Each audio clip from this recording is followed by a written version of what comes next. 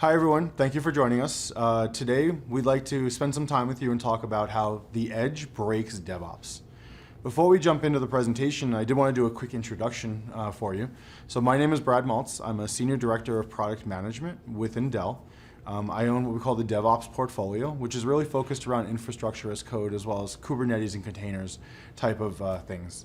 Along with me, you're going to meet Nati Shalom, who is a fellow at Dell. He's actually one of the leaders in the Edge portfolio, and he's going to take you really deep into the Edge side of the conversation. Before we jump into the slides, I'm going to walk you through the agenda. So today we're going to talk first about kind of the current state of DevOps.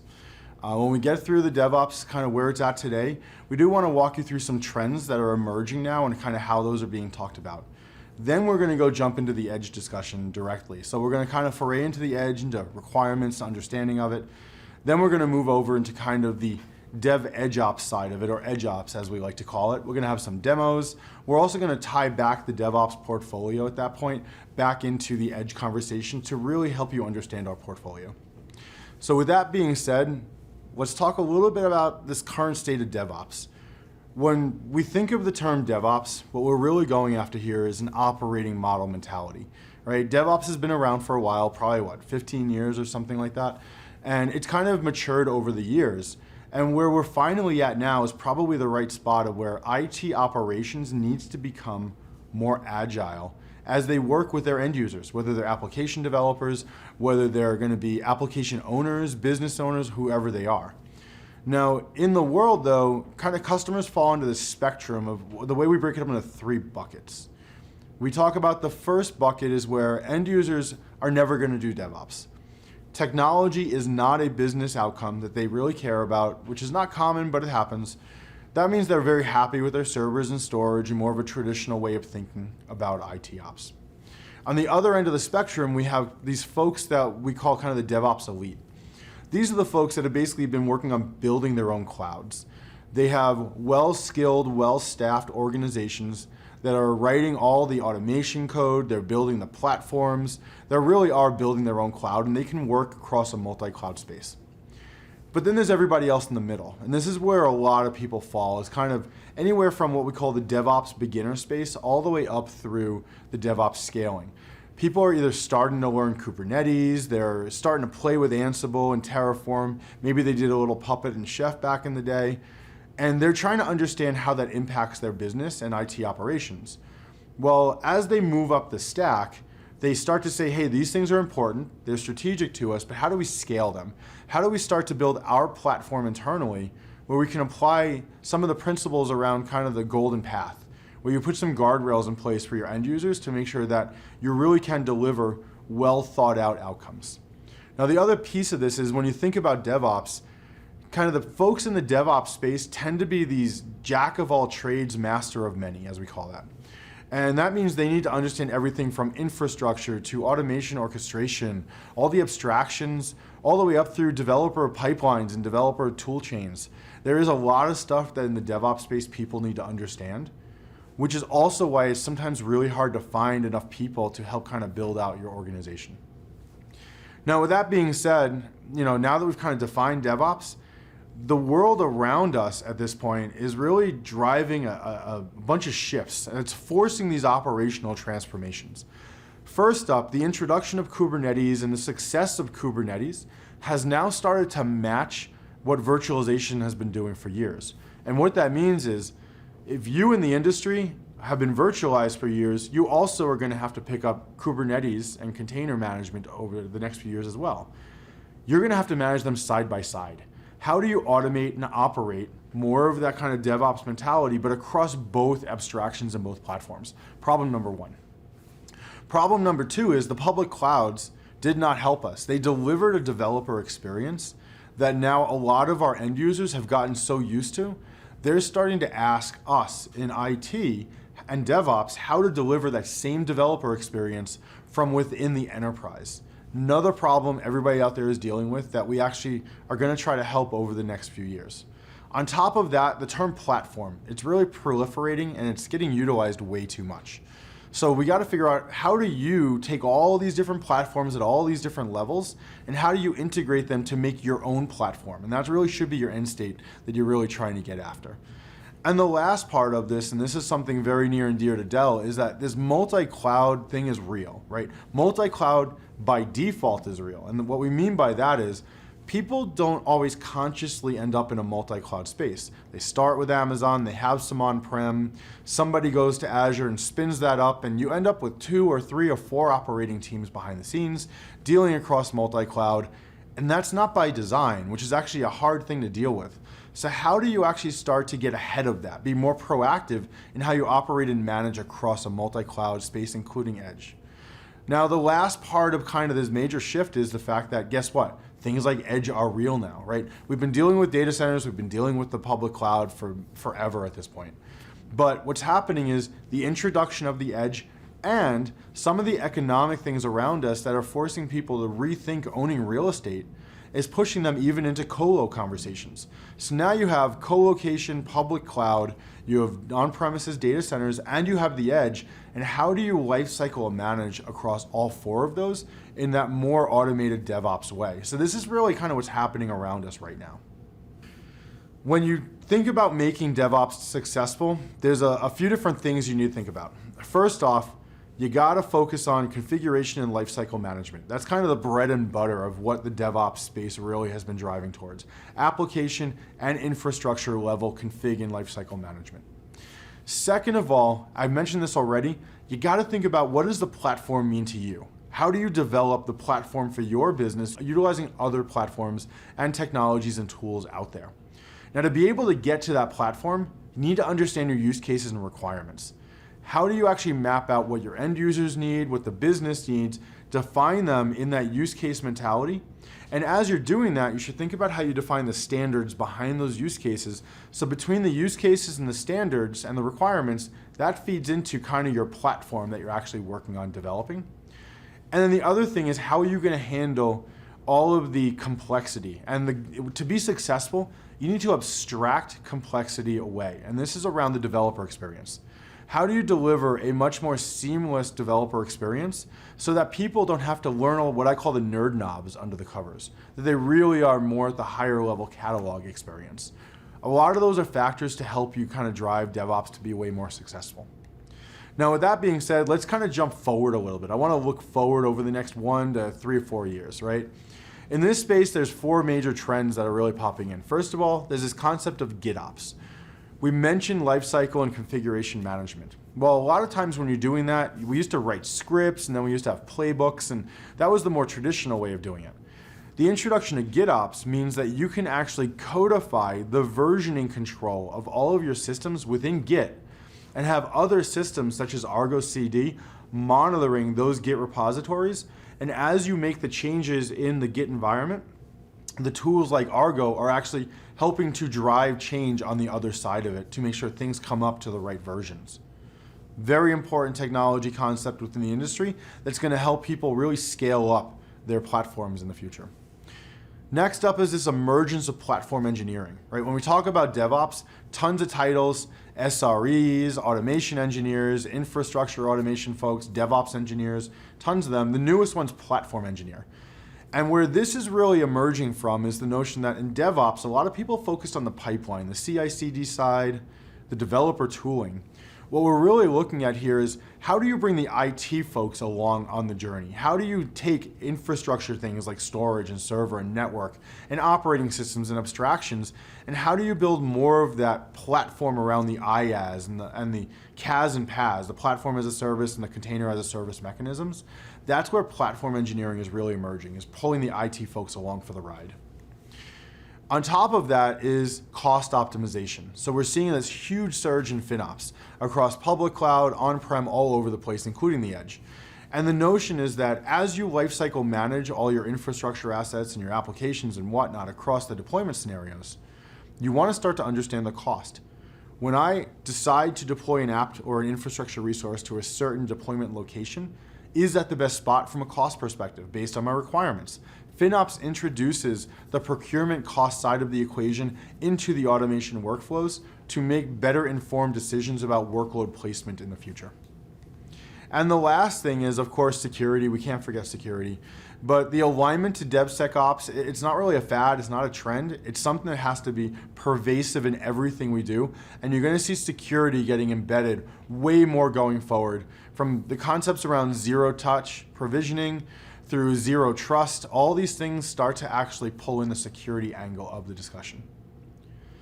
So with that being said, I want to actually hand this off to my friend Nati, who's going to actually take you through some of the edge side of this. Thanks, Brad. This was actually a great introduction into DevOps. What I'm going to talk about really is taking a lot of the things that you've heard from Brad about GitOps and whatever. We're actually going to run demos that will show how we can take that existing practices of DevOps and apply them into Edge. That's in a gist, the talk that we're going to hear in the next couple of slides. Before I'm going to do that, let's really recap on what Edge really means, because I think people are saying Edge but means different things. What we're seeing here right now is a typical edge architecture. Where on one hand, we have the devices themselves, which is cameras, radio antennas, civilian system, all those sort of devices that are out there in most of the places that you're already kind of familiar.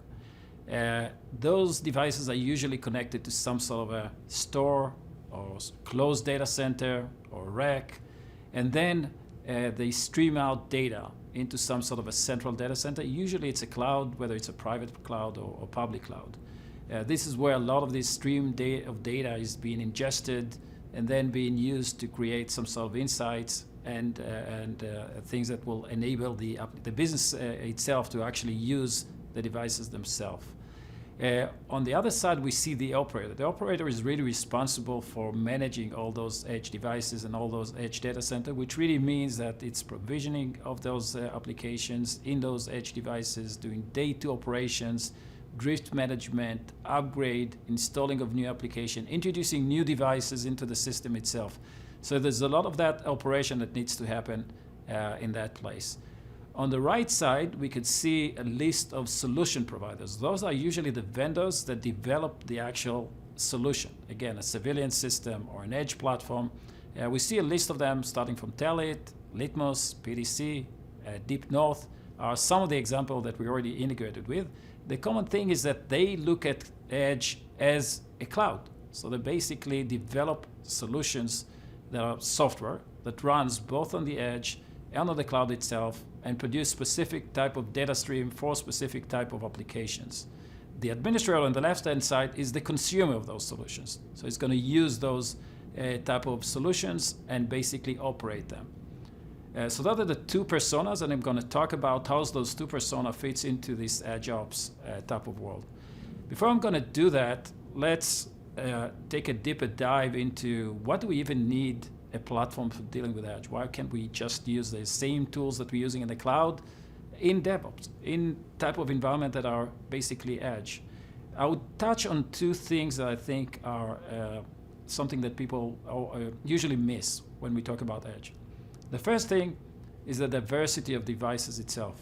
When we think about scale of Edge, the cost of each device can multiply by so many devices, which becomes much more substantial.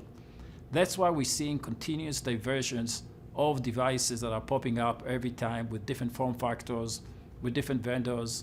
And that type of environments and dynamic of environment and diversity of devices is very unique to Edge. The other thing that I would want to touch is the scale aspect. Obviously, we're not dealing with cloud data center with hundreds of maybe VMs and machines and clusters. We talk about thousands and sometimes millions spread across the globe in many regions at the same time. So every time that we need to do an operation against those type of systems, it needs to deal with that scale. And obviously partial failure and recovering from partial failures in that has a huge impact, much more than it is in a central data center. The last bit that I wanted to touch on is the continuous drift. When we're dealing with, again, hundreds of machines and devices, we could still manage drift. But when we have thousands of devices that are spread across the world that doesn't really have an IT operator managing them, and they may be disconnected at different point in time, especially when we talk about tracks and the 5G type of environments, drift is part of the day-to-day routine. We have to build system that is much more resilient to drift. Those are just, I would say, a tip of the point of the type of challenges that we have to deal with when we're talking about edge. Obviously, if we look at the DevOps tools that we have in our hands today, it's not surprisingly a lot of those tools were not really built for those type of environments simply because they were not really designed for that. And what we're seeing is that if I take, let's say, a CI/CD platform and try to deploy as service, let's say, a Helm chart or a playbook and thousands of devices, it just wouldn't work well because I need to write a very complex pipeline to deal with all the cases that are related to something like that. And I mentioned the drift management, which is another part that is a missing piece, if you like, in the puzzle that is coming when we talk about those type of tools. So what would we actually need to bridge the gap? We just needed another layer of abstraction or another platform that will bridge the gap between what we're using today as our development tools and our DevOps tools and the edge devices themselves. The model of approaching that is very similar to other trends that we've seen in the DevOps world, which is called shift left. Shift left really means that we're moving with the responsibility of operating those type of environments closer to the development side. So instead of deploying everything into production and then finding out that something is wrong, we want to find it much earlier in the process. Instead of deploying something and then finding out that it's not secured enough, that someone opens a port in the wrong place, we want to discover it much earlier in the process. The other thing that we can do when we're talking about shifting things left is find out things like blast radius, which really means finding impact of changes before they actually touches the production system and the edge devices themselves.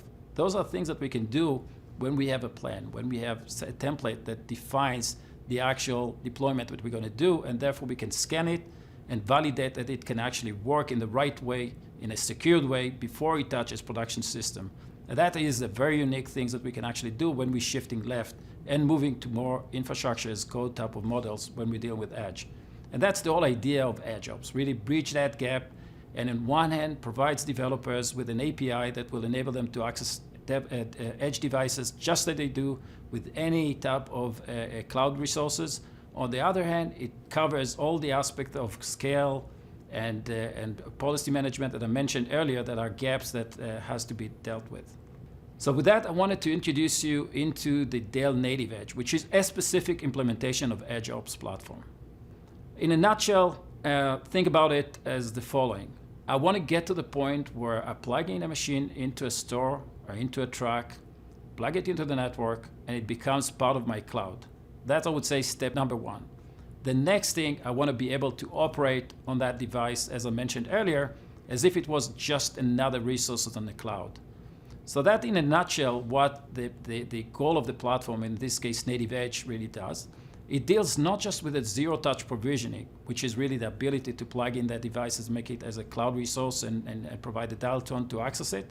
It also deals with aspects of security, but also the lifecycle management of applications and workload into those devices, including exposing them into our own CI/CD pipeline so that we can have a much more abstracted way, basically a single API to deploy things on multiple devices and kind of offload a lot of that complexity from the CI/CD pipeline itself. So let's look at the, I feel like, very high-level architecture that we're discussing when we talk about Dell Native Edge. The first item is the template itself, which is like in any infrastructure as code. It's a YAML file. It's a model that describes the type of deployments that we want to run. At the bottom, what we'll see is a list of services. For example, the service delivery aspect, which is the zero-touch provisioning, but also security management of the connectivity to all those devices.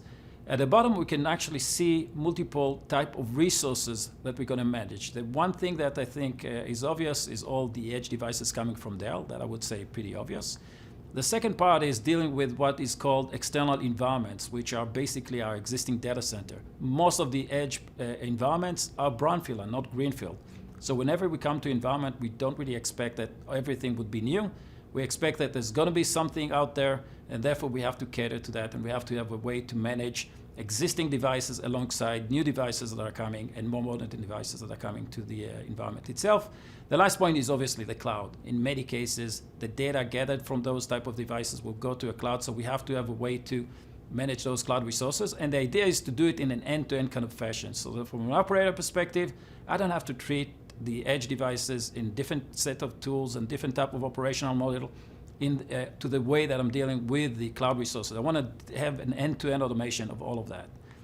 And with that, I wanted to kind of touch on some of the features that are very specific to the platform itself. I wanted to mention that a lot of those features are coming up with a new release of the native edge platform. So this is kind of a preview to that. The first item that we can see here is something that is called catalog.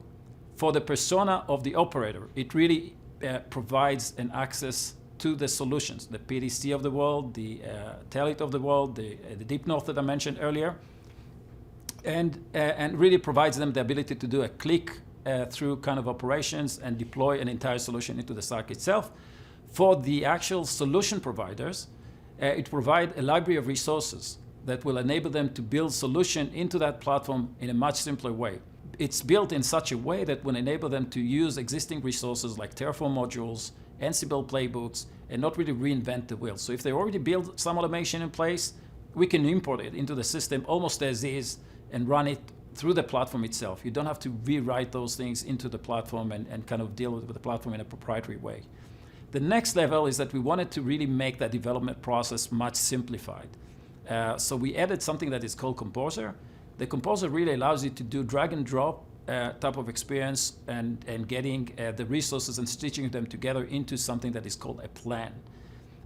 It's built in such a way that will allow you to also develop it in code and interchange between this model. I'll touch on that later. And the last point is really the execution part, the provisioning part, which is really, I have a plan, I picked up the resources, I have a plan, and now I want to execute that. So that is something that is called fleet management. Fleet meaning that I'm going to do it across many devices and not just in one data center. So let's go through some of those items in more details. I covered a little bit the catalog aspects. The thing that I wanted to touch here is really the experience that we're going to see. So the idea is that I'm going to be able to pick an item on the catalog itself. I mentioned a solution or a service. Click a button. Behind the scenes, the catalog would interact with the platform itself. So what's going to happen behind the scene is, and we're actually going to see it in the demo, is that it's going to be able to take the workload itself, which is a solution, the plan, which is the blueprint that describes the actual solution in YAML files in this case, or in code as it is called today, and then talk to the orchestrator. The orchestrator pass that plan and then turn it into an execution, which is basically a set of API calls that talks to the relevant resources, in this case the edge devices and the cloud resources or the external resources, and at the end result, getting a system up and running and give us the output of that system so that we can start and operate with that. That's in a nutshell the interaction that we want to do. So we're really trying to bring that app store type of experience that we have on our mobile phone into a very complex environment like an edge. The Composer, as I mentioned, provides this dual, if you like, views. The ability to write things as code for those who likes to write code, and also the canvas type of mode where it can enable us to do a much more simplified type of stitching without touching the code. The thing is that it works interchangeably, so we can always switch between one or the other and change things in the code and will appear in the canvas and vice versa. So that's kind of gave us the best of the two worlds in kind of a sense. And the last bit, and I'm going to show it in the demo itself, is the CI/CD integration and the CI/CD interaction. As a developer, I don't want to know about native edge. I don't know. And I don't want to know another tool. I don't want to know another API. I want to be able to access it, and I think Brad mentioned it in his part of the presentation, as just another code. The way I'm going to do that is in a GitOps style, which is touching a code in Git, and that will trigger a whole set of deployment, and we're going to see it live in a demo. The last point that I wanted to mention, I'm not going to talk in details about it, but that's really worth a full discussion. It's all the DevSecOps integration. So if we used to do security in operation, let's say version 1 that we used to have in the shift right type of approach, which is really an operation type of mode, we were used to close things, close ports, have the devices very, very tight.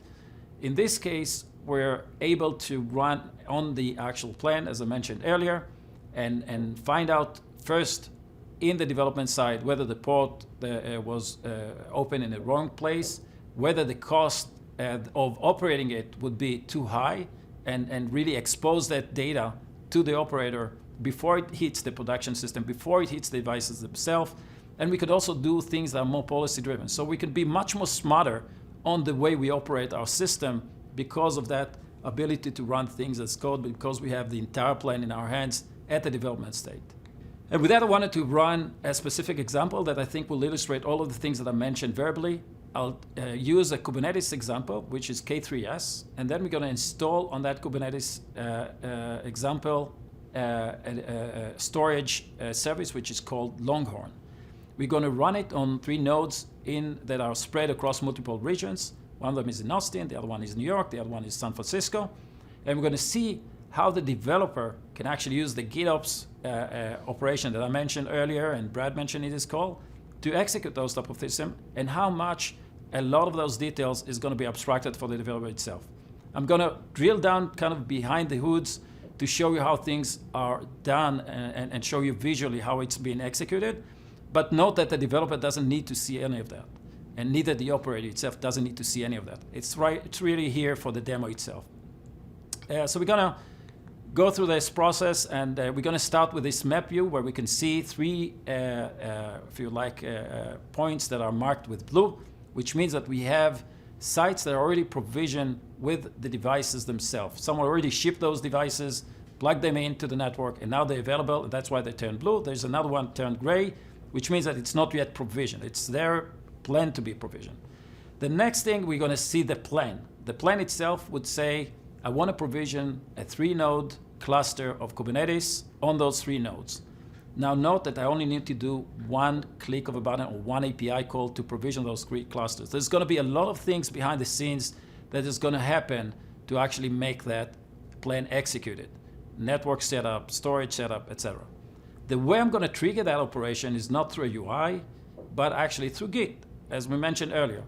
And the way I'm going to trigger that, I'm going to make some changes to the code itself. In this case, I'm just going to change a comment just to simulate a trigger. And that will call Git action, which is the CI/CD platform that we're using here right now. And we'll tell, and what we could see at the bottom of that YAML configuration file that we're seeing right now is we're pointing to a specific manager, in this case, the native edge location that we want to trigger. That will then turn deployment action into that manager, which will then turn into a Kubernetes cluster up and running, and on top of that, a storage system. And we'll see how that flow really looks like. So we first made a comment. We're now going to click commit, and then we're going to see, once we did the commit, we can see that the Git action detected that change and triggered a deployment action on Git action. Now we're going to see what's happening behind the scenes. We're going to switch over to the manager itself, the native edge manager, and we're going to see how that operation looks like, what's actually happening behind the scenes or under the hood, the way we want to look at that. It will happen in just a few seconds, and later we're going to see in Git action what the developer would actually see. We're going to see that a lot of these actions are going to be mapped, so we can see here that the action has been triggered, and then we're going to see the actual workload that is going to be triggered. The developer itself would see it in Git action. It doesn't have access necessarily to native edge to actually see that. And it will look like another CI/CD pipeline being executed. It's just more simplified pipelines. What we see here is an auto-generated plan that has been executed in the system itself. There are 3 basic steps that this plan is executing. First of all, setting up the network.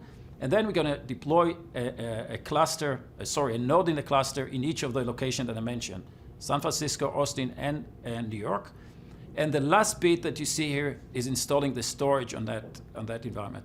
Now you could see the colors changing. The colors meaning the progress of the execution itself. Obviously, green means that it's executed successfully. Yellow means that it's in the process of being executed.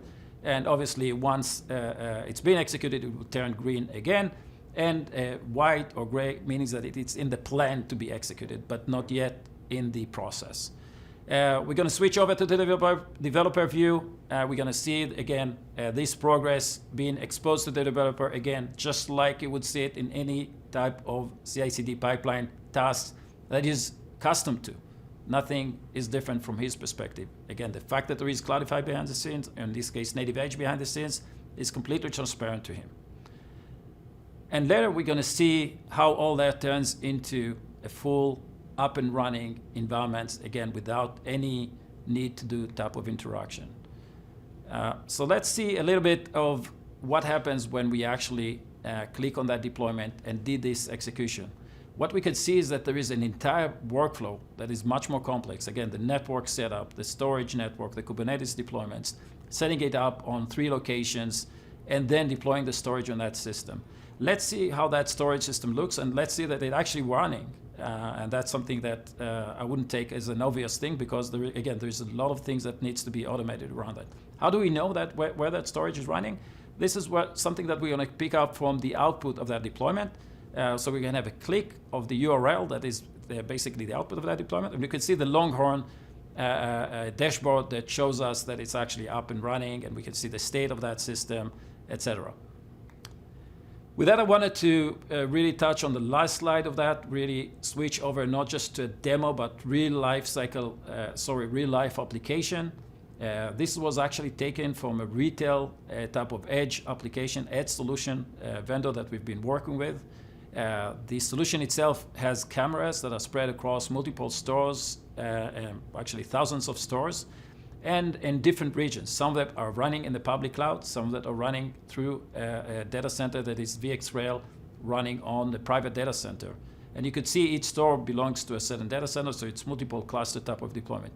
In this case, we wanted to do continuous update against all those edge devices. Again, in the same way that we're doing continuous update with SaaS service, with our data center in the cloud, with our application in the cloud, in just the same way that we've seen before deploying Kubernetes cluster. So in this case, the developer or the operator would say, I want to push a security update into those specific agents. It's going to say it in one go, one command, and the system itself and the platform will take care of pushing that configuration to the right edge devices and do the entire operation behind it. That's pretty much it. I think it kind of gives you the idea of what is Edge Ops, why do we need Edge Ops, and how Native Edge, the Dell Native Edge, really deal with that and provide an implementation of the Edge Ops platforms in a way that I think can cover a lot of the aspects of operating an edge type of environments. And with that, I'll hand over back to Brad. Thank you, Nati. So what we want to do now is we'll kind of try to wrap it up, but before we do that, I want to pull together the story from a Dell portfolio perspective. As I mentioned at the beginning, we do have a wider DevOps portfolio that's actually kind of partnered up with the Edge portfolio going forward. And from the DevOps portfolio, we really break into 3 buckets. So for end users that actually consume our current storage, server, data protection, hyperconverged portfolio, and more, we actually have enablers in the infrastructure as code space. So we have an entire suite of Ansible modules. No matter what your product is you're working with Dell, you should be able to go to our GitHub environment, so that's github.com/Dell, and find all the Ansible modules with a ton of sample scripts that are actually associated with them. Alongside that, we actually, as of last year, launched a bunch of Terraform providers, and we're going to be scaling that up as we go forward. These are really designed to fit into, obviously, the Terraform ecosystem to give you more of that declarative control of your infrastructure assets, and specifically in this case, obviously, the Dell portfolio. And another part of the infrastructure as code space, we have our ServiceNow integration for our compute side of the house. When you look towards the middle of how we kind of look at our portfolio, we also have the container enablement space. And this is actually one of the big things this year specifically that we're looking at trying to drive forward. So today in market, what you're seeing is things like container storage interface drivers, right, the CSI drivers, which we have each of those for our entire storage portfolio. When the CSI drivers were created, we as Dell, just like many other people, saw opportunity for other functionality above and beyond the CSI drivers that was needed in Kubernetes for persistent storage use cases, especially in the enterprise.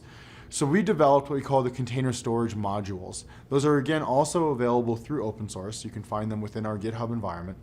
And these add functionalities such as observability, authentication, replication, resiliency management, and a ton of other things associated with that. And the last part of the current portfolio is actually where our developer enablement side of it. So we kind of have rebooted this year developer.dell.com, and it's a huge source of information for hands-on labs, for blogs, for vlogs, for white papers. Our API endpoints are all kind of documented there for you to actually look at and utilize, as well as community interactions, you name it. Please take a look there, but developer.dell.com should become your source of information going forward for DevOps, EdgeOps, and many other things. Now, with that being said, what we actually are bringing to market this year is what we call Dell Apex Navigator for Kubernetes. When I mentioned the container storage modules and CSI drivers, as I stated, all those are available in open source today, and they're all deployable through things like Helm charts and through operators within Kubernetes. But a lot of our customers that were utilizing them, they asked for a little bit more of a cloud-like experience. They wanted a better capability to manage at scale in a multi-cloud, multi-site, multi-cluster way through a federated API and a federated UI, the ability to handle all the different performance functions. Persistence functions. Things like clone management, right? Recoverability, protection mechanisms, monitoring capabilities. But to do that all in a connected, singular, GitOps-enabled API type mentality. Our job is to really bridge the IT ops storage admin up into more of that native Kubernetes admin and really DevOps engineering type of a world.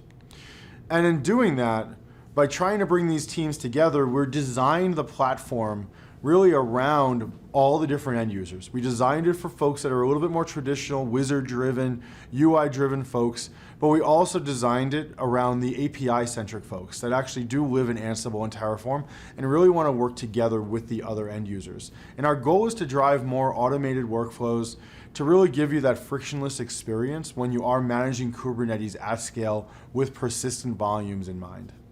Keep in mind also that really these integrations are across the entire portfolio going forward. And our goal with Apex Navigator for Kubernetes is to assure that the Dell storage portfolio will meet your needs in any Kubernetes use case going forward. Now, the way you look at Apex Navigator for Kubernetes, we're going to make it easier to discover, to deploy your Kubernetes clusters. To monitor them, we're going to pull up all the telemetry and data using things like Prometheus, Grafana, and OTel, and really centralize them inside of dashboards that you're able to utilize across a multi-site environment. We also want to give you the ability to manage the life cycle of CSM, CSI, as well as manage the features within the individual CSI and CSM environments, and continue to grow out your Kubernetes environment with as little overhead as possible. Now, of course, on top of that, we also have launched this year what we call the Apex Cloud Platforms. And the goal here is that as you're kind of progressing forward, especially more of the near edge use cases, where maybe you need something that's a half a rack, a full rack, or a multi-rack deployment, you might have preferred vendors, Red Hat OpenShift, or Azure with Azure Stack, or maybe VMware as a full stack. And going forward, what we as Dell want to bring to you is the ability to have common compute, common storage layer with common control plane wrapping the lifecycle of Red Hat, VMware, and Microsoft. And that's really what the Apex Cloud Platforms are bringing together for you going forward. So thank you all for spending time with us and listening to really about how the edge breaks DevOps. We appreciate you listening to us. And by the way, feel free to visit developer.dell.com as well as dell.com/edge to learn more.